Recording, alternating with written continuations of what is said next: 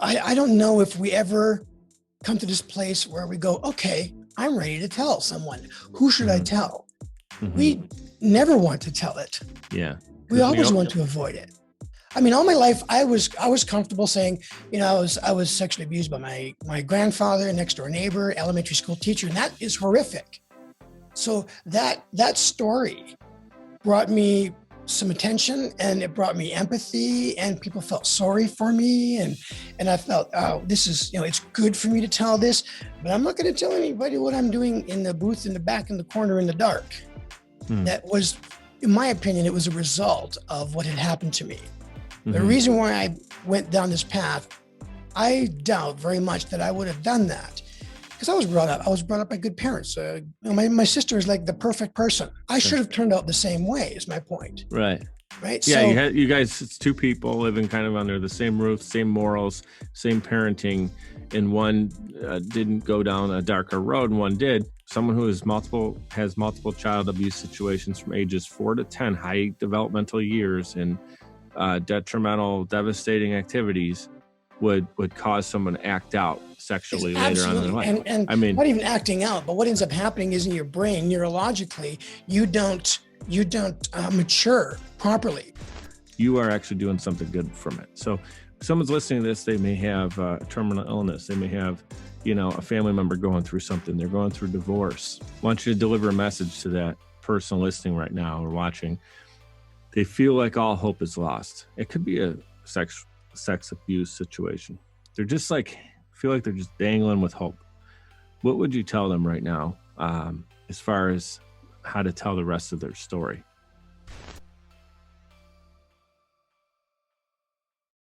Hey guys, our guest today has over 20 years of experience as a business consultant for Fortune 500 and global companies throughout the US, Canada, and Europe. After losing his job in 2018, he started a nonprofit called Me Too, What Now? That raises awareness about childhood abuse and trauma. He is a survivor of childhood sexual abuse from multiple incidences from ages 4 through 10. And his mission is to help survivors of childhood trauma conquer the effects of fear, shame, and dysfunction to live with identity, power, and purpose. Welcome to the show, Ed Squire. Mike, thanks for having me here, man. I really appreciate it. Absolutely. We had the privilege to have a few conversations previous to this one. So I feel like we've already covered so much content, and it was just like, how come we're not recording this and turning it into a podcast? And I know we both have these big missions to inspire people to be brave and bold. In my case, it's brave and bold in pursuit of their dreams. In your case, it's raising awareness for people to overcome the dark adversities of their past. And so we have a similar mission. It's heavy on my heart as I learn more about, sex trafficking and how it's actually the second largest crime in our country behind drugs. And it's like something you don't just talk to friends and family about. People are still in this country, or maybe it's in the world, I'll speak about our culture, uncomfortable just talking about money. Like they get funny talking about finances with people. I mean, to uncover something like sex trafficking and childhood abuse, it's really tough. And the other thing I found out in talking to you and many others is it's more, it happens a lot more. It occurs a lot more than people want to either know or admit. So that's why I want to say larger than I can even get across the wave, internet here. Thank you for being here today to help us out. Oh, I really appreciate it. Well, it's a topic that's near and dear to my heart, as you know. Yeah. And Ed, like I touched on in the bio here, Me Too, What Now? It's that simple. Go find him on his website, metoowhatnow.com, and on social, Instagram, Facebook, Twitter, it's at METOOWHATNOW. Guys, all you got to do is a Google search or YouTube search for Me Too, What Now? All one word with no spaces. You're going to find his channel. He's got a documentary that's coming out we're going to hear about in just a minute. So there's plenty of opportunity for you to see what Ed's been doing. He's been a busy guy over there. I mean, I talked to him for the first time only a couple months ago, and to see where your stories come in just a handful of months, because you're doing a reboot, right? Yeah, I'm right in the middle of relaunching everything I've done for the last 3 years and leveling up for sure. Yeah, and just a handful of years ago, you actually were involved with a public lawsuit, and this is I want to tell this story first because it kind of brings you back to the moment that was a springboard for you to be the man you are today. Yeah, I Many appreciate many that. years in there, but talk about the lawsuit and the elementary school teacher who not only abused yourself but others, and how that lawsuit went down. Sure, and it'll also answer I was just listening to my introduction there, and I thought, geez, I need to answer the question: why did he lose his job if he was such a high-end consultant? But losing my job was a part of me mentally breaking down to the point of where I couldn't concentrate anymore, and I just was unable to do my job, and it was as a result of this topic we're about to go down. So all my life, I carried the weight of the experience that I had when I was a child. But I did, like a lot of men and women do. I think we rationalize throughout our lives that we're okay. It's not affecting me, and we do. We say we've dealt with it, and it's just this heavy burden that we carry. And the longer we go, and the more we mature, we feel like I'm okay. That's the term you hear all the time, is I'm okay. And what happened for me was in the fall of 2015, two significant people reached out to me, and it totally changed my life. And as you know, my big thing for Me Too now is telling your story. Most important and the most powerful thing I think that any survivor can do is tell someone their story, and whether it's I really don't care who it is, but somebody you feel safe with. You don't have to do it on a podcast. You don't have to do it on a stage. It doesn't have to be to your anyone's any particular person or a therapist. It just happens to be somebody that you feel safe with, and when you're ready to tell your story. So I was in Starbucks, and a friend of mine who's a new friend of mine asked me to tell my story. He said, "So tell me all about yourself, Ed." He had a nonprofit that helped men that were divorced get their lives back together, especially if they had children and whatnot. And I thought, I'm going to share my story with this guy for the first time. I've never really told my whole story. So I did, and it felt, the pressure that comes off you is amazing. When you really tell everything, you don't leave little parts of it that you're super ashamed of, and you put it in a little box, and you don't bring that up because it's so shameful. And so I carried these things, and I thought, I really trust this guy. I really like him. And so I did. And he left the Starbucks, and I just felt so good. It was just like a huge weight was off my shoulders. And then was that just to put the world to scene? So this guy you're meeting, how did you originally know him? For you to, you did not tell anyone this since you were a little boy, right? Until you were what age? So I was, this was in 2015. So that was, 6 years ago. Is that right? Okay. Yeah. So you're obviously grown. You're a grown man at this point. Late 40s. I want to make sure anyone who's listening to this, maybe not watching it, or both, maybe you're dealing with it yourself. Maybe you were someone who was abused or whatever the situation may be. And you're just thinking, wow, okay, so he's now into his 40s and he's finally telling for the first time, really revealing this. So it's a huge moment in your life. And who is the gentleman that you shared it with? And to add to that, Mike, I had destroyed my life in the process. So I went through a divorce. I was living like triple lives, right? So a big part of my story, sadly, was I used to pay for sex, right? I used to go to massage parlors. And why don't we share that? Because you were a superstar for 20 years. We talked about it. Fortune 500 companies, right? You were crushing it. But while you were looking good on paper and at these events, you shared with me off camera that you were like, speaking at these great events. And then what you would do in the wee hours of the night was like a different guy. So you were like living double life. Is that kind of where the derailing turn came in? Was that in 2018, or did you correct a lot of these problems earlier than that? Yeah. So, for me, it started when I was around 18, actually, when I was a youth leader at my church. And that's when I began to, experiment with these things, if you want to call it that. So I had decades of, what I call pushing the envelope into these moral boundaries. And the more you do that, the more your conscience gets seared, and you learn to manage, right, this double life. And so it's a very stressful thing to do. And on one hand, I'm looking like I'm a decent Christian man and I'm in leadership at my church. And on the other hand, I'm a successful consultant making six figures traveling around the world. And I'm completely off the rails in the evening, satisfying whatever desires I had. Right. And Mm-hmm. so, I mean, I felt I was very, it's very self-loathing is the term. Right. I mean, Mm-hmm. I just really, really hated myself because I was the only one that knew what a nasty person that I was. Mm-hmm. So I carried that for decades. So, back to answering your question, this friend of mine in Starbucks, he was a brand new friend. A couple of months earlier, I saw him doing a financial planning presentation to somebody, and I was at a point where I need to really fix that area of my life and get that reorganized. And I just really liked his presentation, and so when he left Starbucks, I literally followed him out the door and I said, "Hey, excuse me, I couldn't help but watch what you're doing there." Introduced myself and asked if we could go for coffee. You can help me out with my finances.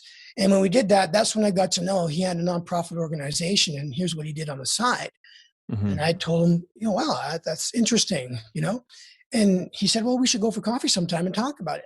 And that's what brought us to that Starbucks day where the topic was, I'm going to tell this guy everything. Mm-hmm. Right. So would you suggest then to someone who's still holding this in and maybe they're an adult and they're listening to this, they're like, I never had that moment that Ed just talked about with someone that I feel comfortable to share this with. Would you recommend that they got involved or started to reach out to organizations that have, obviously it's a more comfortable conversation, and maybe meet someone in that organization for coffee, and then if you feel comfortable with them, say, it's really been eating at me here. I want to get this out and I just haven't shared this with anybody. Is that what you would recommend? Or how does someone find a good fit to share that story with, or a comfortable That's a place? really good question, man. It's so hard because, I don't know if we ever come to this place where we go, okay, I'm ready to tell someone. Who should I Mm-hmm. tell? Mm-hmm. We never want to tell it. Yeah. We always want to avoid it. I mean, all my life, I was comfortable saying, I was sexually abused by my grandfather, next door neighbor, elementary school teacher, and that is horrific. So that story brought me some attention, and it brought me empathy, and people felt sorry for me, and I felt, oh, this is, it's good for me to tell this, but I'm not going to tell anybody what I'm doing in the booth in the back in the corner in the dark. That was, in my opinion, it was a result of what had happened to me. The Mm-hmm. reason why I went down this path, I doubt very much that I would have done that because I was brought up by good parents. My sister is like the perfect person. Right? It's just Mm-hmm. if there ever was a perfect person, that's my sister. She's Yeah. wonderful. Uh-huh. I mean, I'm just I'm being facetious, but no, I Sure. should have turned out the same way. Is my point. Right. Right. Yeah, So you guys, it's two people living kind of under the same roof, same morals, same parenting, and one didn't go down a darker road and one did. You're not saying it's 100% on it, but there's a good scientific, mathematical, logical thinking explanation that someone who has multiple child abuse situations from ages 4 to 10, high developmental years, and detrimental, devastating activities would cause someone to act out it's sexually later on in their absolutely, life. and I mean, not even acting out, but what ends up happening is in your brain, neurologically, you don't mature properly, right? So mhm, the physiological nature of your brain is actually altered, right? So like if I get a bruise on my arm, that's a mhm, visible physiological change. Well, that actually, they've proven that happens in your brain when you suffer trauma, and it impacts wow, you differently at different ages. And they can tell you if this type of trauma happened to you at this age, to this extent, it's quite likely that these are the outcomes you'll experience in your life. mhm, And I began to change, immediately after I was abused, even at age 4. So right from then on, I slowly began to change. By the time I got to high school, my sister and I, our relationship just went 2 different directions because I just mhm, had developed this self-protective, covering, right, of not knowing who I was. Mm-hmm. But, to answer your question, like, yeah, I mean, I'd like to say I recommend someone reach out to an organization or reach out to a friend or this or that. But I haven't met too many people who are dying to tell their story full on with Mm-hmm. someone. I think, so the answer is yes, by all means, right? Do that. You have to be ready. That's the big thing is, are you Mm-hmm. ready? If you're not ready, then it's just not the right time, because if you're not ready, you're not going to tell your whole story. Is You that just something won't. that only happens organically though? That's kind of what I'm getting at, right? Yeah. What I do is Everybody's timeline is different, right? it's different, but there are some very similar, uh, events that happen in your life that get you ready for this. And in my ebook, which you can download off my website, it's awesome. It's like 57 pages loaded with answers to questions like this. Like, so I believe everything is from a survivor's perspective. So I'm not a clinical psychologist. I'm not a doctor. I'm not a family member, but I represent what I believe is there's three entries into getting help in this area. One is through professional help. One is through people you have, you feel safe with and trust, and then there's third party information, contacts, whether it's a podcast like this or a Mm-hmm. movie you saw or it's a video you saw or a website you saw. Nobody knows you and nobody sees you, but Mm-hmm. you're getting the answers to what you need. But eventually, I believe, and I mean, I've been through the full gamut of therapy, including, I have had severe mental breakdowns. I lost my job because of that. I went into Mm-hmm. therapy, group therapy. I did all those things. And so I can speak to those things. And I do know this, though, a very common pattern that happens with survivors is they reach their dark night of the soul, right? You Mm-hmm. reach the bottom of the barrel. You reach the point where you're so done Mm-hmm. with just trying to keep it hidden, trying to manage it, trying to live your life, and it's unmanageable. Yeah. And then I believe when you get there, something happens in your life. And here's the thing, maybe it's this podcast. Mm-hmm. And I tell people, when in my ebook, there's a link. If you want to talk to me, set up a Calendly appointment with me, right? Cool. And there's nothing for sale Yeah. here. I just for the last 3 to 5 years, I've been speaking with survivors who have Mm-hmm. reached out that I haven't asked them. I haven't said, "Hey, if you want to talk, I'm here." They have just reached out because they felt safe with me.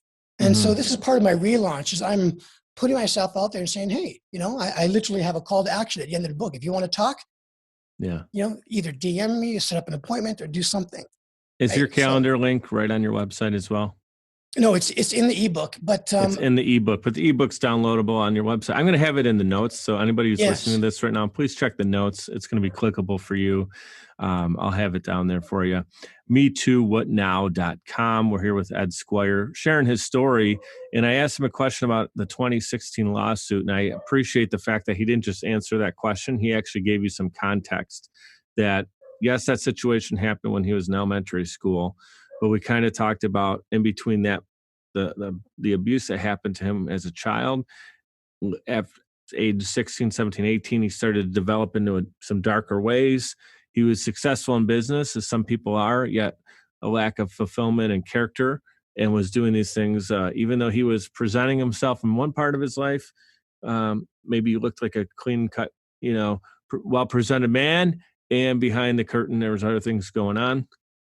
And I think that can resonate with a lot of our audience right now. And I appreciate you being real about it and sharing your story.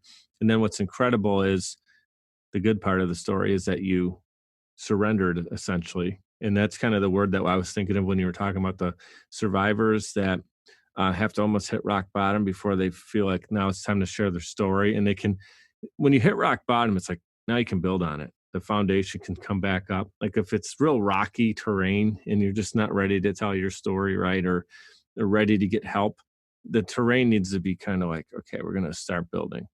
So would you say that maybe it's time, like, just ask yourself, are you there? Are you ready to surrender and start to build the foundation on top of it, right? 100%. And I think that there's this pattern of doing everything we can to fix it so we don't have to tell anyone. And you know what? If you can do that, great. I haven't met very many people that have. Uh-huh. I have not. So would you say, like, just to reflect on that then, so if someone thinks I'm going to try to just hide this my entire life and be the best version of myself, and hey, we admire you for thinking, hey, nobody needs to know if you can handle it and still be a great person. But Ed, what you're kind of saying there is you feel that why do that to yourself? Because if you can get help on it, and you can actually even be a better person in many ways, because the help is basically almost like a cancer that's in you that you're putting over here. And if you can kind of get help carving it out or cleaning it up, why would you not get help? Why have that thing have more value? And what I mean by that is like impact than it needs to have. So let's get rid of it, right? So you're saying you can get through life suppressing it, but why do that to yourself? There's people that want to help you. Right? You're yes, and you were dead on. I looked good. I wore expensive clothes and expensive watch, and I was working with CIOs and CEOs of some of the top companies in the planet, like Pepsi-Cola Global, the Boeing Corporation, pharmaceutical companies in Europe. Who wouldn't think I was a hot shot, right? And I had it all together, the way I looked and conducted myself. But underneath, I was up to all these shenanigans, and I really felt I've got this under control. What I didn't realize, and this is a thing that is a real eye opener for especially men who are involved in these kinds of activities. If it's not affecting my family, it's not affecting my job, why can't I do what I want to do or whatever? Mm-hmm. And I just didn't realize that it was affecting other people. Mm. It just blew my mind that was a fact. How could this be affecting other people if they don't even know about it? Well, the reality is I'm a liar, right? I'm a liar and I'm a deceiver. You can't be honest with anyone if you're a liar and a deceiver. So I wasn't giving anyone, let alone my wife, the full intimacy of a friendship like we're having right now in this podcast, right? We're having an intimate conversation, and it's a wonderful feeling to be free, to know that there's not something I'm hiding anymore. Mm-hmm. And once I realized that I really was impacting people that loved and cared about me, that's when things really spiraled for me, because then I felt, the self-loathing got worse, right? And I thought what a horrible human being I am. And so I think this is a very common pattern. And at some point, you just need that safe place to just get it all out. Yeah. And here's the thing too, we didn't talk about this part of it yet, and this is a big part of the story, and I want to make sure we hit on this at the second half of the interview here is, you're being selfish and thinking about yourself. I need to get, whatever, my desire is taken care of. I got a stressful week. I'm going to go do this, and whatever it might look like, right? Whatever that activity was. And you're thinking about the people in your life that you already know, friends, family, close coworkers, employers. What about the woman? What about the woman that it's physically happening to? Or if it's pornography, you don't know what the situation. A lot of sex trafficking is driven by the porn industry. So you're really supporting that unless you're watching sex trafficking free porn or whatever. I know there's different things out there that are claim that they're everybody is okay with being in the videos and stuff. But really, what you didn't mention yet, we're going to talk about it, is the actual survivors in that situation that are maybe in some crazy way forced to be involved in that activity as well. Yeah. Right. And so they need to get help. I want to do a quick thing. I'm going to take a timeout here. We're just going to hit a sponsorship timeout. We're going to come back, and I want you to talk about the 2016 lawsuit so everybody can hear how that came about, because that was something you've been working on for years. And finally, it was a breakthrough moment in 2016. So we're going to take a quick timeout. We'll be right back. Podcasting is a great way to engage with your audience and stay consistently relevant. The only problem is you don't have the time or desire to produce your own show. You simply want it done for you. And that's where Social Chameleon comes in. All you need to do is press record and upload the files. We'll handle the rest. From planning, production, post-production, distribution, and digital marketing, we have you covered. We realize that times are tough and funds are tight. And Social Chameleon believes in building supportive business relationships. By clicking on the link in this promo, we'll provide you 7 free podcasting tips to get started, as well as a free 30-minute online consultation. This is the perfect opportunity for entrepreneurs, keynote speakers, industry experts, influencers, and anybody who has a personal brand. With Social Chameleon, we help you build a brand that is out of this world. We're ready and waiting, so what are you waiting for? Click on the link to get started today. All right, guys, we're back in action with Ed Squire from MeTooWhatNow.com. That's his organization that he founded. It's a nonprofit to help out people who are survivors of childhood sexual abuse. He has an incredible story. You heard it there at the top of the show. We're going to dive back in and have him tell us about what happened in 2016. Again, it was a public lawsuit against a school board and the teacher who sexually abused him and many of his classmates, actually, in elementary school. Can you share that with us? Yeah. So, what ended up happening after I spoke out in the coffee shop, I was invited to speak at an event in my hometown back in Canada. I'm from Canada, and I'm living in Denver now. And the person that reached out to me was a childhood friend, and her brother lived on the same street I did. So Jim, was his name. We did all the things elementary school boys and high school boys do when they grow up, right? I mean, we played, we had a gas, right? We grew up together. And when Jim was, I think he was 29, so I would have been 29 as well.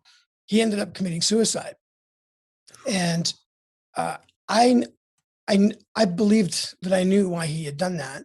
And Jim was an aspiring artist. Let me tell you, he was like, I mean, he would be a multimillionaire today with the talent that he had. It was.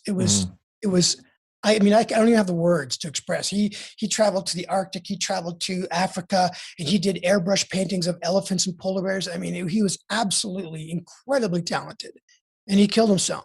And he killed himself because of the depression and the anxiety that he experienced for, a couple of decades after being abused by the same teacher I was abused by.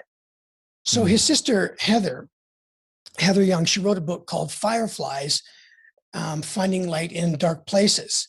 And it was her story of her trying to help her brother through depression and it not working. And many of the situations that she explained in her book were situations that only Jim knew and only I knew in some cases when he and I were being abused together by this teacher. So when she reached out, she told me the things that Jim had shared with her. And she asked if I would come to speak at a book signing event in our hometown, like she's doing a book, reveal a book signing event. Yeah. And I agreed to do that. And when I was there was a documentary film team that had contacted me earlier to ask if I would be interested in being a part of a documentary they were making on, addressing the long-term effects of childhood sexual abuse on adults. So I said, sure. And so all of this happened on this 4-day weekend. And while I was there, I had a friend reach out to me who said, Ed, in the province of British Columbia, there's no statute of limitations, and you can pursue legal action against the teacher and against the school board. And I'd never thought, that thought had never entered my mind before. And, when it comes to filing lawsuits of this kind in Canada, it's very different than the US. It's highly unlikely that you'll, get anything monetarily exciting, right? Sure. You don't win multi-million-dollar cases like you do down here. So you don't do it for the money, right? Yeah. And so I thought, I've been through so much by telling my story and speaking here, and I'd been speaking at a few other places, and I was just really going through a tough time mentally. And I thought, it wouldn't hurt to talk to a lawyer about this, just to see what this involves. And, he said something very interesting to me that I'd never thought of, because I couldn't see what would be the purpose and the value of it. And he said, number one, it's justice that's owed to you because of what you suffered, and it's available. And this is one of the top law firms in Canada, if not the top law firm, that works on childhood sexual abuse cases. They said for many survivors, there's a sense of healing and validation and closure that you get through it. But it's not for everybody, because it's not going to be not an easy thing. And I decided to step into that, and I decided to do it publicly as well. Most cases, or many, I should say, at least, I don't know if it's most, but many survivors do this privately. So their name is not published and all these things. I decided to do it publicly. And that's when I decided I want to make a difference, because Jim committed suicide. Other boys had committed suicide. You know, on my website, on my main page, there's the very first video at the bottom of the page is called "Watch My Story of Childhood Abuse and Trauma," and in it just shows like 2 years of my classmates. I have photographs of my classmates, and the pedophile perpetrator that is there, and he abused 80 to 90% of the boys in both those pictures. Oh. And so I thought, and he was still teaching all through his career after that. Oh yeah, so he ended up for at least the next 5 years abusing more boys. Who knows? It was more egregious the more he went. So what I suffered was nowhere near what some of the other boys suffered down the road. It got absolutely disgusting. And so so I decided to step into this and make a difference. What's interesting is that he confessed to crimes against 6 boys decades earlier, and I was one of them that he confessed to. And so there was a civil lawsuit that was, let's put it this way. He went to jail, right? He served 5 years for each boy, but he did it concurrently. I don't understand what concurrent is for. Why not just give him 1 year for each boy? That really angers me, this concurrent business. Wait a minute. How could you do that? So if you caused 2 crimes, forget about the top, what area, you create or cause 2 crimes, commit is the word I was trying to spit out, commit 2 separate crimes, they can have you serve concurrently, meaning if it's a 5-year crime and a 5-year crime, they'll just throw you in the slammer for a total of 5 years and you're serving 2 things. And they call it 10 years. That's like almost egging on a criminal. Absolutely. Like find 2 things that are 5-year crimes and you can go do both of them if you want, and you're just going to serve 5. That's ridiculous. That's right. So he did 30 years and 5. Holy. And I think the reason why he did it was because he wanted to cover a much bigger crime, which was all the other boys. He only confessed to 6, and there were dozens more. And so he thought, you know what? I'll do this, serve my time, get out. Now, once he's out, you're innocent until proven guilty again. So he is out again. And so I went through a criminal case, and I sued both him and the school board.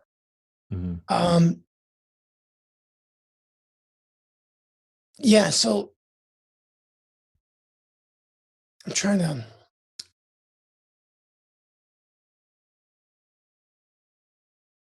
You know, you need to really think about doing something like this. Right? I took a lot of. I couldn't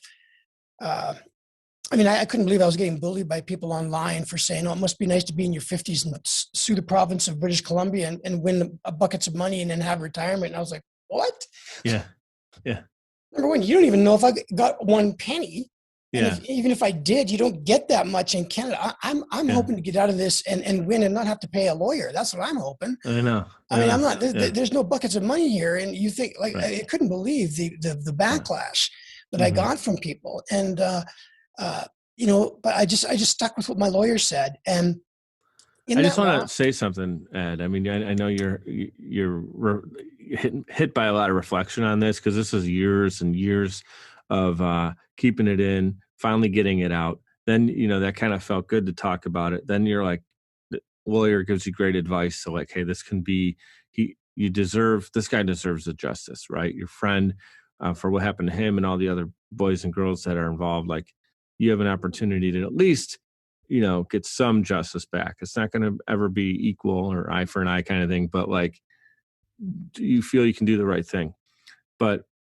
And I just want to say it's admirable that you did that, because the easy thing to do would have been like, you know what, like, it's over with. Let me just be a better person, and everyone else hopefully can move on. But no, it was like, you still wanted to make sure got handled the best that it could be.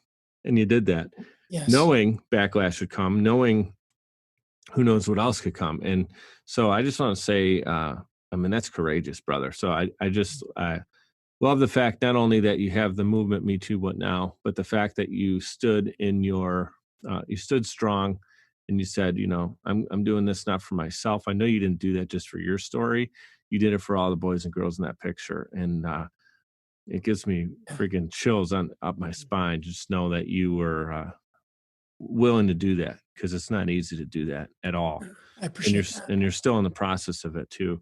Why don't we talk a little bit more about how that moment then, and people who saw you in those moments kind of recommended you should do a documentary, or how did that actually start? And tell us how it's going, because it's been a crazy roller coaster, that documentary you've been working on. Yeah. So creating a documentary, first of all, I wasn't even involved in filmmaking at all before any of this began. So when I went through the mediation, I went through this whole lawsuit thing. That's when the pastor of my church, he told me one time, he said, you should like vlog your life and put it on YouTube. He says, you're such an interesting guy and you have such a powerful story. And I was like, what? I don't want to put this on YouTube. Are you kidding me?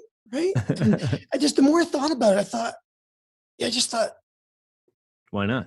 There's good that can come out of this. The hard part about it is what do people think about me? And you know what? That's what everybody suffers from, not just me. You don't have to be a survivor. Everybody's suffering from, what do people think of me? And if nothing but good can come out of it, why not give it a shot? So that's when I started my YouTube channel. If you look at the date start date, that's when it was. Mm-hmm. And so I knew nothing about film and camera. I had a couple of GoPros and a cheap Nikon. So I took them with me when I went to these mediation meetings in Vancouver. And I did some things, like I set up a big placard outside the building where the mediation was, where I was about to go in the next 20 minutes. And it's a great big, I went to Office Depot, that says, suing the school board, sexual abuse, need your opinion. I forget what I put on there, but these great big boards. And I put up a GoPro on a cinder block up on the one side of the street. And I put another GoPro over here behind me. And I had my camera on a tripod looking straight out at the audience, or not the audience, but at the sidewalk. And then I blew up a great big newspaper article about the school board saying that they're distancing themselves from the lawsuit.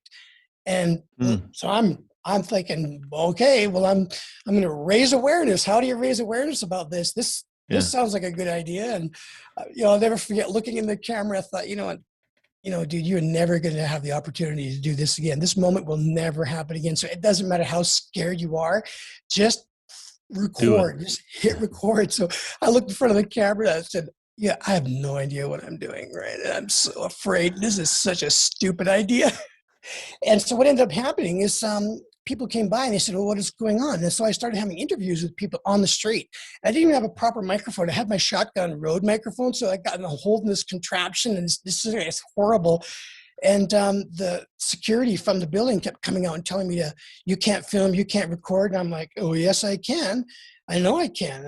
And so they were not happy with me. And then I would leave my camera recording when I went in the building, went up the elevator and into the mediation, where I sat with my lawyer, and he's like, hey, you can't have that on. You need to turn that off. So I would turn it off then. And then when you leave the room, I'd turn it back on, and I'd talk into the camera again and pan the camera around. And I'm like, I don't know what I'm doing here. But I gathered all this footage through several weekends over the course of a couple of years. And I thought, there's some really good content here for if I ever wanted to do something with this. Mm-hmm. And so I decided to get into filmmaking, and I decided to do this YouTube channel, and I love it. And I'm not a professional. You don't need to be, but you just have to know how to tell a good story. And I'm still learning that. Mm-hmm. But on my webpage, the two videos on the very front page are, number one, that story with my friends and they're my classmates and the teacher, and the second one is a trailer that I made for the documentary, that I thought if I make a movie on this thing, this would be a really cool trailer. Mm-hmm. And it turned out to be just a really good trailer. So I've made several, and the reality is, it's like telling your story. It's like writing a memoir. You need to be ready, you need to be healed, you need to be at the right place to be able to tell your story. So the reason why the documentary is not done yet is because I've had to go through that healing to get to where I am now. Mhm. So now I'm in a place where Me Too What Now is really becoming established. I'm doing a relaunch of what I'm doing.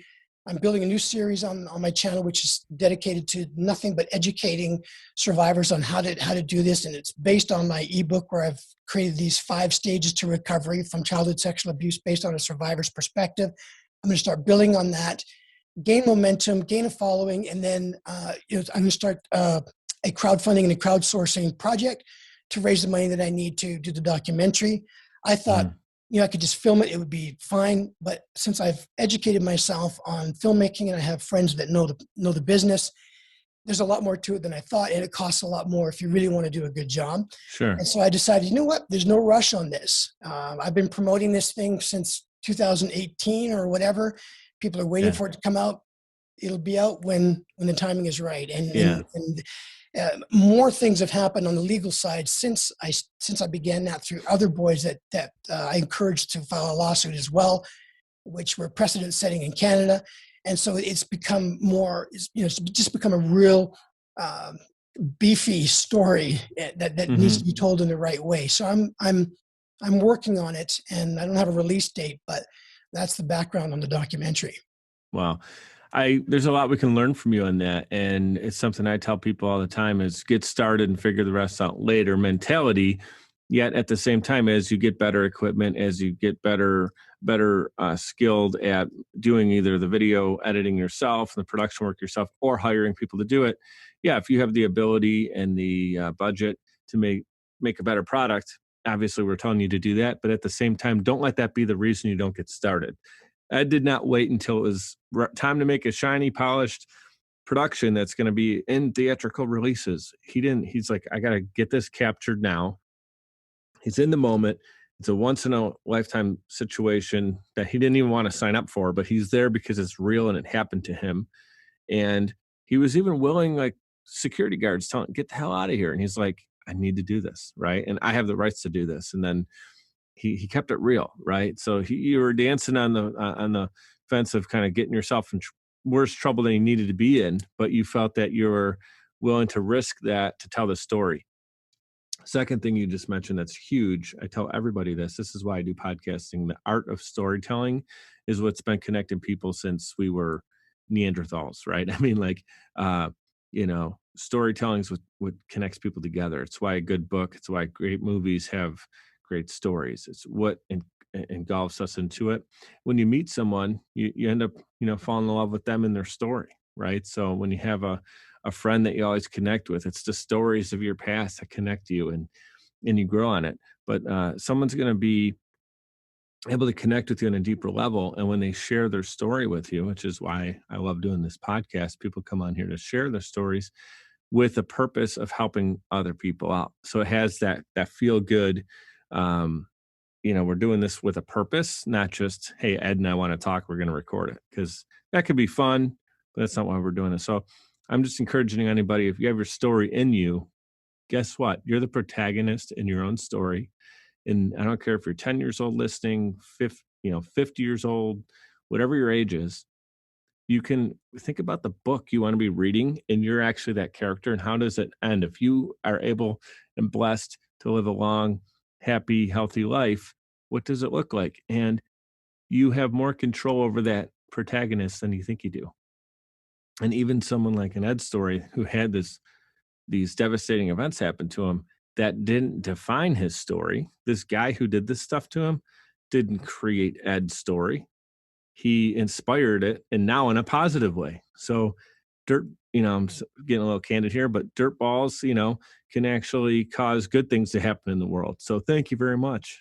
You know, um, Mm. we would never say we wanted any of those events to ever happen, but you are actually doing something good from it. So if someone's listening to this, they may have a terminal illness. They may have, a family member going through something. They're going through divorce, whatever it is. They're on rock bottom, right? I want you to deliver a message to that person listening right now or watching. They feel like all hope is lost. It could be a sex abuse situation.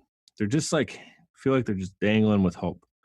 What would you tell them right now, as far as how to tell the rest of their story? Yeah, it's you ask good questions, Mike. That's another hard one. You know, you really need to get to a place where you want to know who you are, right? Mhm. Like who am I? And even without having a dark night of the soul or hitting rock bottom or having trauma hit you, this is a massive epidemic that people are suffering from these days is lack of knowing who they are, right? And Mhm. knowing their story. It's worse for people that have suffered trauma. It's way worse. And so um, it's always good to hear other people tell their stories, like this podcast, Mhm. right? It's stories is everything. And you know what? In my ebook, I have a section called Memories, Grief, and Mourning. I talk a little bit about what that means from a clinical perspective and some links, but then I talk about what I did. Mhm. How did I deal with all of these things that came hitting me? What was the process I took? And I explained that. And everybody's way of doing it is going to be different. And that the best thing you can do is find other people that you connect with. Doesn't matter what your trauma is from, but it's how they dealt with their story that will inspire you to go, you know what? If they did it, I can do it. I always encourage people to find somebody who had it worse off than you do. Mhm. I have so many people say to me, they're so sorry for what happened to me and they're horrified by it when they hear the details. And it's not that I brush it off, but in my mind, I'm thinking, I'm alive. My friend Jim killed himself. Mhm. His story is way worse than mine. And then I listened to Mike Bruno, who won this precedent setting case in Canada just earlier this year. He had it worse than I did. I came out and had a career, and I've lived in a very interesting and exciting life, even in the midst of all the, the what I went through and what I Mhm. brought upon myself. But Yeah, really, there's a whole nother story there. Like if you physically, I mean, that's the thing about humans is things aren't in compartments. So you just say like, here's Ed, the 20-year businessman, and here's Ed, the behind the curtain, and here he is in the Me Too What Now movement, and like, it's not, it's all Ed. It all comes together. It's all that's right. balled together. But yeah, you really could tell. You have like five different stories all Mike, in I was one. If a you I was a nationally ranked barefoot water skier. My best man was the U.S. barefoot water ski team captain and the world champion at the time. I lived with him in Florida for 2.5 years. I mean, I have crazy, exciting stories. All of that still under the weight of the of the, self-loathing and the activities I was involved in. But I Mhm. still this happened, and that's why that's why hearing other people's stories are so powerful, and connecting with Mhm. other people are what I'm all about. Yeah. It's the way to get yourself set free. I think the thing that empowers you is when you realize you have a purpose. So I didn't want to answer it for you. I like you gave your candid response. I just want to add my 2 cents to it with my perspective and lens. Is like if someone is in that moment right now, I want to talk to you as well here and say, remember that you're here for a purpose and you can serve others. And no matter what your past is and what situations you've been dealt, the cards, everybody's dealt a different hand. Um, you know, internalize it, handle it, whatever you need to do. We're not saying you're going to forget about it and move forward, but realize once you tackle things with a purpose to serve others and help others, there is personal fulfillment that comes out of it. You're not doing it selfishly, like I'm going to give to someone so I can feel good, but realize what you can do to make a difference. And everybody has, and I certainly hope that whoever's listening to this has the opportunity because in some cultures you don't. Some cultures you're kind of hindered by, that's why the thing. If you're listening to this in the States, yeah, whatever political party you're a part of, or how happy or unhappy you are with the political and climate right now, realize that you do have the ability when you wake up in the morning to decide who you want to be, what you want to do, and what story you want to tell. So I just want to make sure I kind of put that period on the end of the sentence there. I love this, right? I looked at Ed's profile on LinkedIn. You guys can also connect with him on there. It's Ed and Squire, spelled Squire. It says this. It says, find yourself, live yourself, give yourself. Can you explain that mentality? Yes. The mission for me too right now is to help people get out of fear, shame, and dysfunction to find their identity, their power, and their purpose. Mm-hmm. And I think that's the plan. If you sign up for Anthony Robbins, or if you sign up for any of these systems that are going to teach you how to be successful in life, they teach you first of all to figure out who you are. And then out of knowing who you are, then you find what your purpose is. Once you find what your purpose is, then you execute on that. And so, if you're a survivor of some kind of childhood trauma, your purpose doesn't have to be like doing what I'm doing. I mean, I could go into many different fields. I could go back into my business consulting. I can get into filmmaking now. There's all kinds of things I could do. This is what I choose to do right now, and there may be other things I do down the road. But I've worked so hard on figuring out who I am. It is, I always tell this story. I was out for dinner with some friends of mine a few years ago, and that's when I just began to really put myself out there on social media and YouTube and all this stuff. And I'm realizing there's a lot of people that are going to be like really surprised by what they see and hear. And his wife said to me, she goes, it must be extremely freeing and satisfying to just not be afraid of what anybody thinks about you. And I hadn't really thought about that, because I was thinking at the time, what is everybody going to think about me? but I was also at a point where I didn't care. So I'm just going to let it fly. And that's just part of my personality. And I thought for a minute, I looked at it and I said, yeah, it is. It is incredibly freeing and very empowering. So to not have any secrets, to know who you are, and to know what your identity is. I always tell the story too. I went to a coffee barista early in the morning once when I was just right at the beginning of my recovery in 2016, when things were not good and I was suicidal. And this, I'd lost my job, and the barista looked at me and he goes, "So what do you do? Right? What do you do?" And we always answer that question with our job. Our job. Well, I had lost my job, and so I couldn't say, I was a world traveler working for all these big exotic companies, and I was all, I'm the You were man. queued up, and you're like, wait a minute, my pull string's broken, right? I'm still in the valley of the shadow of death here. And he said, "What do you do?" And I looked at him, and I wish it was on camera, because I had to think about it for a second. And he looked at me kind of weird, because I'm trying to think about answering that question. And it's a very simple question. Who thinks about that? Yeah. And I looked at him and I said, "Nothing." He looked back at me and he said, "You do nothing?" And I said, "I'm just really thinking about it." I'm like, "No, I'm in recovery. I'm just learning how to be quiet, be still, be with my thoughts, meditate. I'm doing nothing but just doing nothing." And he goes, "Well, I didn't tell him that, right? I just said, I don't do anything." He said, "Well, you don't have a job?" And I said, "Nope." Wow, what a thing to say, though. You never know. I mean, that's kind of forward. Yeah, well, that's to somebody. I mean, what the hell? Find a cup of coffee here, man. What do you want to sit down with me? Come to the table and consult me a little response, right? Yeah, he had such a weird response. It was a very genuine. I want to say though, one of the things I love about Starbucks, forget about what their political side of business, whatever they do in their training, the people that do work there typically, and every experience is going to always have the same thing, Sure. But I do feel the people there are just a little bit nicer. The guy actually asked you about how your day was or what you're doing. He was very genuine. He meant it in genuine. There's other chains here. I'm in Buffalo, New York, in this area. You drive through and like you have to ask them for a napkin. You have to ask them for a coffee sleeve. I get black coffee. The thing I can barely hold it. I have to ask them for the sleeve. I mean, they won't even make eye contact half the time. It's like, thank you very much. I'm glad that you're proud I drove through here and purchased something at your business. But so I at least do appreciate that about Starbucks. But it was interesting you had it, because it made you reflect, like, such an easy question. This guy was just trying to make small talk, and you like have this this deep realization. Space. Yeah. I can't, what do I say? Like I was befuddled. Like what do I do? I'm like, I can't lie anymore, because I'm working on not lying anymore. And so he said, "Well, are you in the military? Like, are you retired?"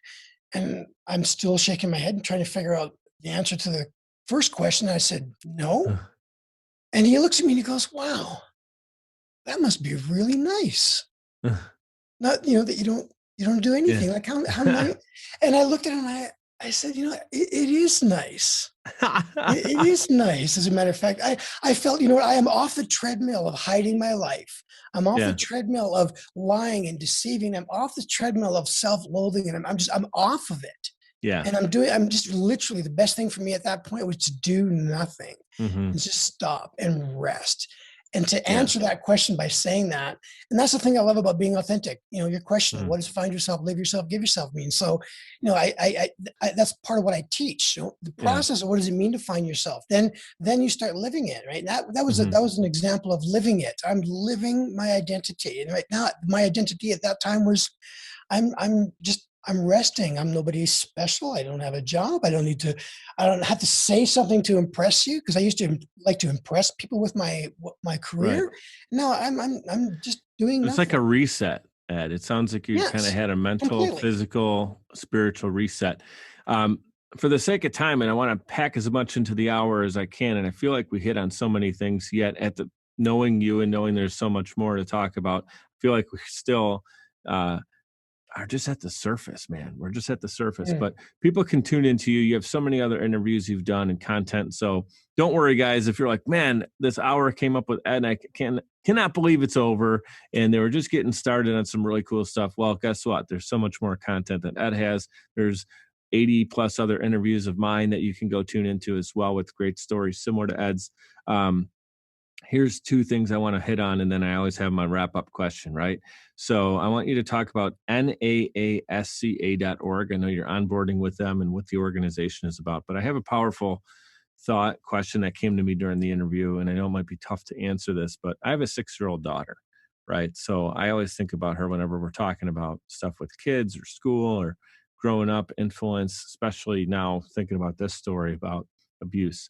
Um, if anything, I'm just as a parent, if anything ever happened to her, right? Okay. Or whatever, family, friend, school, teacher, whatever, crazy situation. What, as a parent or parents listening to the show, can we identify, or how can we communicate with our children? Because you were the 6-year-old boy. So if you can think about being that 6-year-old boy, is there something that you would like wished your parents would have looked for, asked you, talked to you about, maybe helped you come to a comfortable place to even get some help earlier? Is that something that maybe we can look for as parents? And also, like, from your perspective, what would you ask your parents to do differently that maybe they didn't do? Well, that's sadly, my father was sexually abused by the same guy that sexually abused me. So Oh, wow. Okay. and back in those days, it is different than today. It really Right? is. I know that you didn't talk about it back then. I know that. Right? And I understand that. But to really give your listeners a really solid answer to that, instead of me giving you step one, step two, step three, I recommend going to my podcast, Okay. Visible Kindness. And episode 8 is called How to Prevent Child Sexual Assault. It is with Feather Burkhauer, and she is a licensed clinical social worker, and she has a master's degree in social welfare. And she teaches this every single month. And you can get on she can't keep up with the demand of parents that want to know the answer to that question. And she's qualified. And oh my gosh, we talk on that podcast about this very question, my parents, and how could they have prevented it. And she is an expert in this field. Hmm. That's what I recommend. Fantastic. What a great way to bring awareness. Number one, what you're doing with your story, what you're doing on stage, what you're doing with the documentary. You have your podcast. Thank you so much for, calling that off. It's like you have your podcast in your head at like what episode, and that was so good that you called it out. Episode 8. What was the title of the show again? How to prevent sexual assault. How to prevent sexual assault. Episode 8 with How to prevent child sexual assault. Sorry. Sexual assault. And then NAASCA again. Yeah, so NAASCA is an acronym for the National Association of Adult Survivors of Child Abuse. And they're a nationwide organization that advocates in this space. And I spoke on their, they have a national radio show that they do every single day. And I was on there last week, and they recently asked me to become an ambassador for them representing the state of Colorado. So I'm stepping into that role, and it's a voluntary thing, and it gives me the opportunity to help raise awareness for their organization, because we work in parallel, and to contribute to what they're doing, and back and forth. So naasca.org, and just a fantastic organization for survivors. If you're looking for a resource, mine's a resource, but it's a resource of a different kind. You need to find the resource that resonates with you, and this is just another one that I highly recommend. Awesome. And do you have anywhere you'd like to send people who are interested in the anti-porn, anti-sex trafficking push? I know that's something that thankfully is coming to light, but again, sex trafficking in our country is the second largest crime. Is there somewhere you can send our audience to get more awareness on that as well? On my, let me, a good friend of mine is a filmmaker, Michael Matucci, and he recently, one of his recent films was on this very topic, on child sex trafficking and sex slavery in America. And he did it based out of Colorado, because Colorado is a major hub for child sex trafficking. The gist of the movie was that it's happening in your backyard, whether you know it or not. And so what I would do is, if you're, wanting to get information and a resource, I recommend going there. I'm just looking up the name of his documentary, because you can just Google it and it will come up. Were you interviewed on his doc, or was he interviewed on yours? I saw a clip with him in it on your YouTube channel just from today, I think it was, right? Yeah, so I interviewed him, and he also interviewed me on a separate occasion. Yeah, why not? So actually, my podcast going up this Friday is the interview he did with me. So it's actually the first time I've been on my own stuff, talking about my story. So that's cool. Going to be interesting. Yeah, and he's and Michael is a huge advocate in the space of anti-sex trafficking. So his movie is called.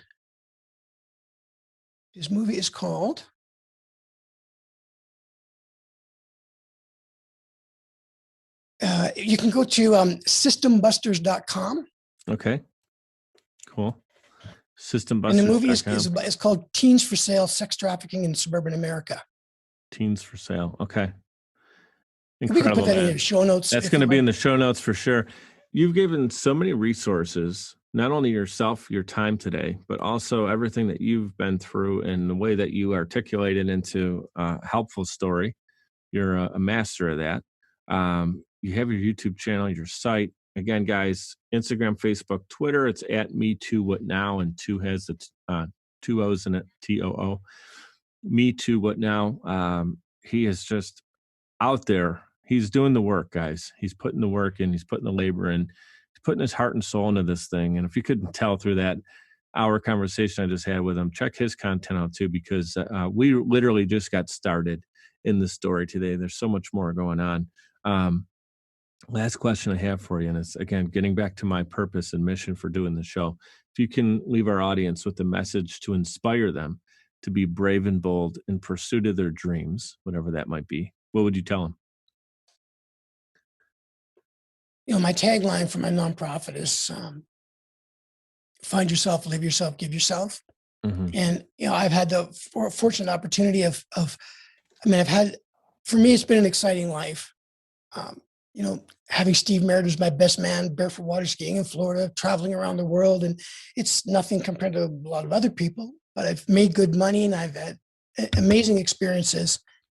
But I've never had such joy and satisfaction and peace in my life until I stopped everything and focused on trying to figure out who I was, right? Who I am. And it doesn't matter what your trauma is like, or if you've had trauma at all, but it's take the time to stop in your life and just really think about who you are and what you want to do, and without worrying about what other people think, and absolutely believe that anything is possible. If you struggle with thinking that you can't achieve your dreams, find someone out there who's had something similar, who lives similar to you. Their story is similar, but they've had it way worse. And if they did it, you can do it too. And Right. you absolutely can. And there's no limitation of resources available to you guys. I mean, there's Google, YouTube, podcasts, and listen to what I just said there. Go back and listen to it again, because it's so strong. It might seem simple, but really, like, once you find your purpose and you iron out what you want to achieve, I mean, the brave and bold part just comes naturally then. It doesn't feel like this big, heavy, big, bold statement. That's right. That's right. Man, are you kidding me? There's nothing that's going to stop me to do something that's heart-centered. And life becomes a joy, right? Yeah. Like what makes you happy? Right. I love Gary Vaynerchuk. I really do. I can do a good Gary Vaynerchuk imitation, but I got to hear it. You can't say that and not do it. You really need to know yourself, right? You really don't. You just can't be concerned with what other people are thinking, right? That is so good. I just had Gary. People like me because I know myself. I don't know if that does. I've always thought, geez, that was like free. Right? That was really, really good. Yes. I'm really on this kick these days. I just really want to know what authenticity is about. You got to add about 16 F-bombs in there, and then you got it. Yeah, I know. I tried it with my mom. She didn't like that. But he's really onto something, right? Is he talks about authenticity and knowing yourself and being happy. And if you're not happy, then you've missed the purpose of life. The purpose of life is to be happy. And when you find happiness, that's where you're going to find your purpose. It's so good. Wow, right there. That's the mic drop moment. We're going to wrap up with that. Any last words you want to get out before you move on to your next podcast, to your next adventure, your next documentary? What would you like to leave us with today? Well, I would love it, especially for survivors of any kind of childhood trauma. Go to my website, download that ebook.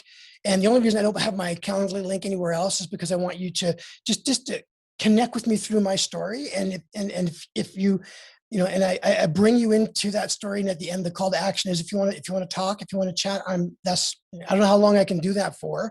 But I'm going to do it as long as I can until it's unmanageable. But that's what I want to do is make myself available. And if you find anything in that book that helps you move forward in your story, in your life, then it's a powerful ebook.